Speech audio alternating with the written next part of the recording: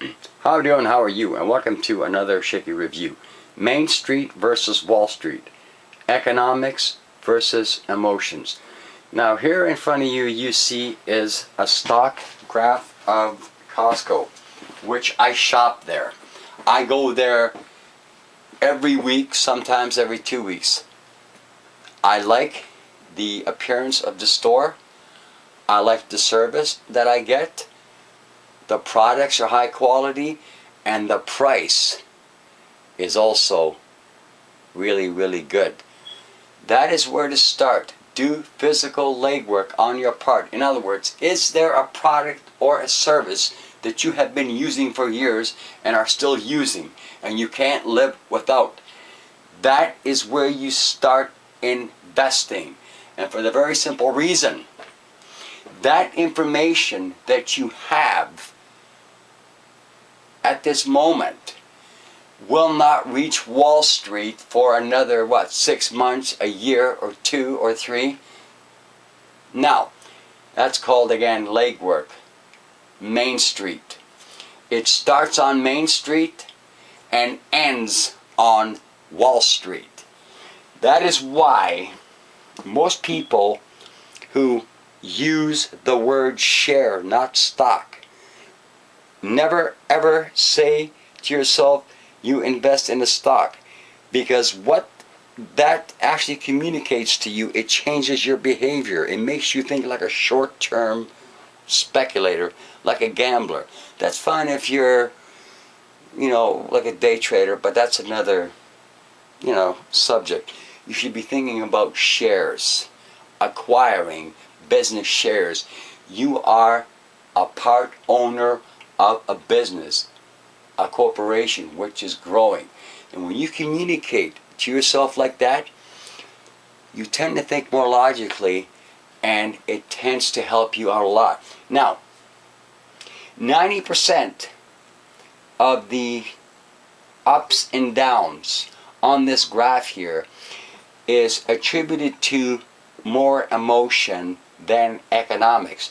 In other words, it's what people feel at the time. Let's say you have a group of people who say they're, optimistic about the company and the future, so they pay more for the stock. Then you have the sellers who are, they're negative about it. They don't believe in the company. They believe it's got problems. The pessimists. So they sell the stock at a lower price. Now, this here graph, as I've said, the ups and downs are more of short-term emotion rather than the company's true economic the potential and value. And I'm sorry about that, the computer screen went down. I'm just going to turn it right back on again. So, start on Main Street. It's 6 months, a year ahead of Wall Street. Because when you do that kind of research, by the time Wall Street is going to find out about it, their money managers or their pension fund managers or their analysts, guess what? You've already been to the store, you checked the product, you have used all the services. That's one thing that they are not familiar with, because they're in their office for 9, 10, 12 hours a day. That's all they do is look at a computer screen and they crunch the numbers, where you, on the other hand, you're out in the real world doing your own research, which is actually more valuable than the research at Wall Street. So that's how to make money in the stock market, bro. Remember one thing, the stock market in the short term is a voting machine. In the long term, it is a weight machine. Earnings and assets always rise to the occasion. Alright, so if you want to go and invest in the stock market and communicate yourself, it's a stock, and you kind of perceive it as more of a lottery ticket, than those who have the mentality and who communicate to themselves, It is a share of a business, a corporation, a business, and it needs time to grow, attract new customers, make new products. That's how you should be thinking. That is how winners in the stock market or real estate market or any kind of,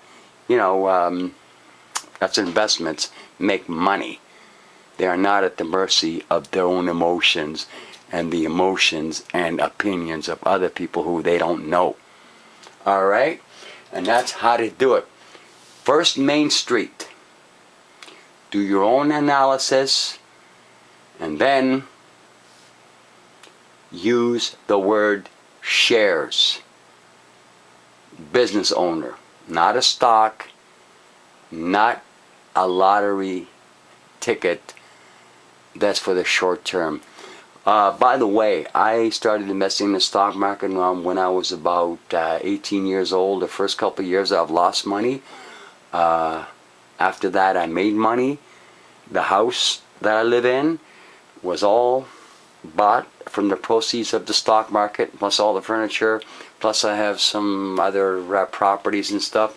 I still invest in the stock market.